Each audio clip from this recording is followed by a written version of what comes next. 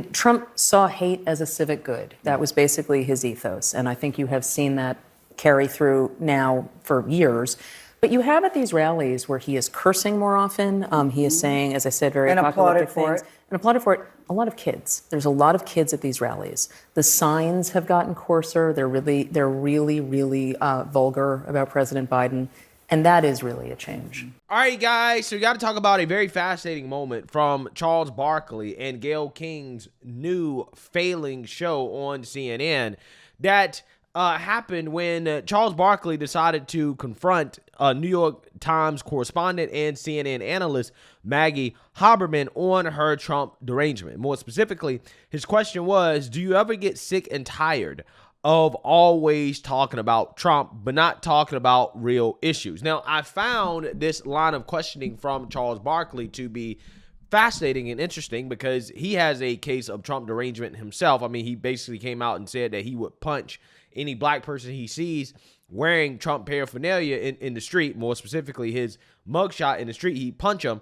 And he also came out and talked about how much he voted Democrat, right, throughout the years, okay? However, him asking this question is very interesting considering the context of this question when it comes to a recent conversation that he had with Stephen A. Smith. So I want to go ahead and play this clip of him confronting this Trump deranged CNN analyst on her Trump derangement and why, she continues to always talk about Trump instead of actually talking about real issues. Take a look. Between all these cases, how is he going to navigate running for president? Of course, yeah. And because even if you're not on trial, you say you got one trial, but you still have all these motions where you're supposed to be there. How's he going to navigate all this? It's a great question. And right now there's, again, still this one trial, starts on April 15th. It's expected to last probably about 8 weeks, give or take a little bit of time. Then it rolls right into the convention. Then it rolls into the Democratic convention and then the fall election. And so the big open question is, will there be a federal trial related to his efforts to subvert the transfer of power in 2020. Will that happen in the fall? It seems less and less likely. He seems to be very successful in delay. That tactic is really working for him, is it not? Absolutely. That has been their strategy the whole time, and it's been very, very effective. And we are seeing it play out on multiple levels. So I'm not sure that he will have to navigate multiple trials. He has the one, and that is going to be a lot. But that is still going to be done, we expect, by June. Do you ever just get sick and tired of being sick and tired? And I get tired a lot. No, because elections are supposed to be like, well, let's talk about inflation. Let's talk about immigration. Let's talk about what happened in Hawaii with the fires and everything. Like real issues. Do you ever just get can we just actually talk about issues instead of, I don't even want to talk about Stormy. I don't want to talk about hush payments. I don't want to talk about election deniers. I don't want to talk about January the 6th. You ever just get mentally, first of all, it might be good for your job, but you ever just can we just talk about issues? Well, my personal thing is that folks in my life want to talk about politics as their side game, and that's all I do all day long. So for me, that's never a break when people think that that's my side conversation.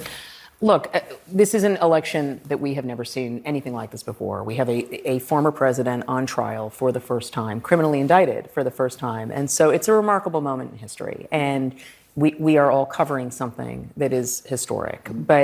But it is a very, very bracing moment for the country. There is no question. But even his court cases, Maggie, he seems to turn those into election opportunities. He sees them as campaign events. He treats them as campaign events. And now it's going to be harder to do, I think, in this one, just FYI. Yeah, so you see, now you heard that. Again, I thought that exchange was fascinating because you have Charles Barkley, who has a severe case of Trump derangement syndrome, essentially asking this New York Times correspondent about her Trump derangement syndrome and why the media focuses so much on Trump and all these things that, again, nobody really wants to talk about. Let's keep it 100. People don't care that much, okay? People don't care that much about Stormy Daniels. People don't care that much about denying elections, especially when Democrats have been denying elections since forever, okay? Nobody cares about January 6th, especially when you consider the fact that Democrats accept political violence on their side of the aisle, the BLM riots, the Antifa riots, the Roe v. Wade riots, now the pro-Palestine riots. I mean, again, all of this stuff, all these conversations are really a distraction from real issues like inflation, like the border, like crime, like the fact that we keep giving this money overseas to these other countries. These are the real issues. And it's just funny to me because Charles Barkley asked this question after he had a conversation with Stephen A. Smith that went viral, in which both of these two individuals, these very confused Negroes, right? This is what I like to call these individuals, because it seems as if they know that when you talk about the real issues don't paint a positive light on Joe Biden. And these issues are out of control and they need to be addressed, but yet the media is not talking about these issues. Take a look.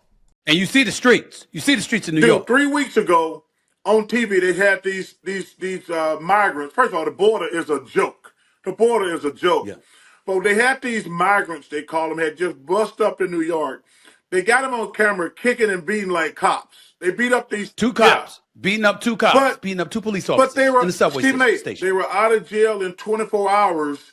And the next day, actually, it was the same day, Charles. But 2 days later, they called him robbing Macy's. I like, wow. First of all, they beat up cops. How are you out of jail in 24 hours? And then clearly, 2 days later, they're robbing Macy's. Anybody, whether you're a Democrat, Republican, a dog, a cat, or a puppy, you know that's wrong. Period. But it's woke culture. But with woke culture and everything else that's been going on, you've got folks on the left that have endorsed a more lenient legal system, and obviously folks on the right going crazy about it and calling for law and order. Who do you side with, considering our iniquitous history, what's going on today, and who the candidates are in terms of Biden and Trump, in all likelihood, running for office? What do you do, Charles? Who do you vote for? First of all, we need law and order, Stephen A. If we're gonna, I agree. If we're gonna, I'm with you, dude. We need law and order. Hey, trying to fix inequalities has nothing to do with letting people go in stores and rob people. That has nothing to do. That has nothing to do with diversity or handling inequalities. Letting random people just run in all these stores stealing stuff, and because innocent people, they should always be protected. But we need law and order. Yeah. Do we need to address diversity and inequalities? 100%. But to go out here and says, oh, like this, that's my personal favorite. Unless you steal $1,000, we're not going to press charges. Well, Stephen A., I want that same damn deal. I want to be able. How about the $53 million in prepaid credit cards for migrants? That's ridiculous. That's ridiculous. I mean, come on, man.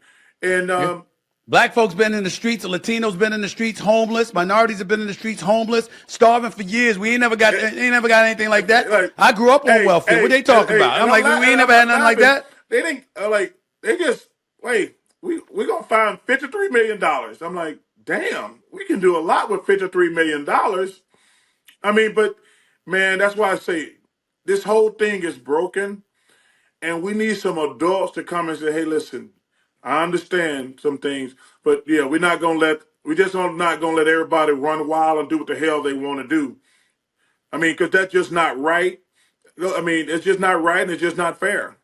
Yeah, so you seen that, you heard that, right? Again, this is why I call people like Charles Barkley and Stephen A. Smith confused Negroes, okay? Because they clearly and obviously know that these issues are a result of the Democrat Party and their policies, but yet they still line up and they will vote for Democrats, okay? They boohoo, whine, and cry about these Democrat policies, how bad they are, the results of the policies, which is destruction and chaos, but yet they're so Trump deranged and they don't want to have their race card pulled that they line up and basically end up voting for Democrats anyways, right? They vote for these same things that they complain about so much. That's what really blows my mind about these individuals, okay? I really don't understand it. I really don't get it. But again, what you see there is the reason why the media doesn't talk about the issues, right? The reason why they don't want to talk about it, the reason why they want to focus on Trump's trials and all this other stuff is because if they actually talked about the real issues, Charles, then they would have to talk negatively about Democrats and Biden. And that's the last thing that they want to do going into an election, right? That is the last thing they want to do going into an election, because everybody knows that all of this stuff that is happening in this country is a result of Democrat policies. Like, for example, when you talk about being soft on crime. Now, I know that Charles Barkley says, well, allowing criminals to steal has nothing to do with diversity and, fighting racism. And no, it actually does, according to the left, right? According to the left, that is their ideology. When you vote for these people, you are going along with this ideology that, hey, locking up black folks is racist, okay? And this is why we have to be soft on crime, because of the inequities of the past, right? And in order to remedy those inequities, you have to essentially let black people steal whatever they want, right? Because they're not the ones at fault for this behavior. It's actually the system, right? It's the white man that's at fault, right? So the only way to remedy that, because black people apparently can't control themselves, right? They don't have any control over their behaviors and what they do. So therefore they should take no responsibility for their actions. It's all the white man's fault. You just don't lock them up, okay? Don't lock them up, okay? And that is the left-wing ideology. That's why you see what is happening in these cities. It is a result of far-left progressivism, which has overtaken the Democrat Party, okay? The Democrat Party has become way too far left, right? And the result is destruction and chaos. Now, these two individuals are smart enough to know this, but again, they're going to line up and vote for it anyways.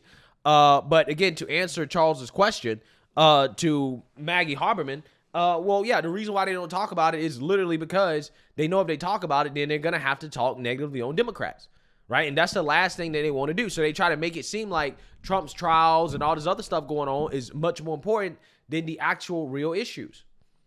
It's really that simple. So, you know, again, when I hear conversations like this from Charles Barkley, when I hear these types of questions, again, it just really pisses me off and it frustrates me, because it's like, you know better, right? You know better, but yet you don't have the cojones to come out here and to say the right thing about how these problems should be solved. And he said at the end of that video clip with Stephen A, how, you know, you need to have somebody step in and say, hey, we can't do this. Well, we do. That is Trump, right?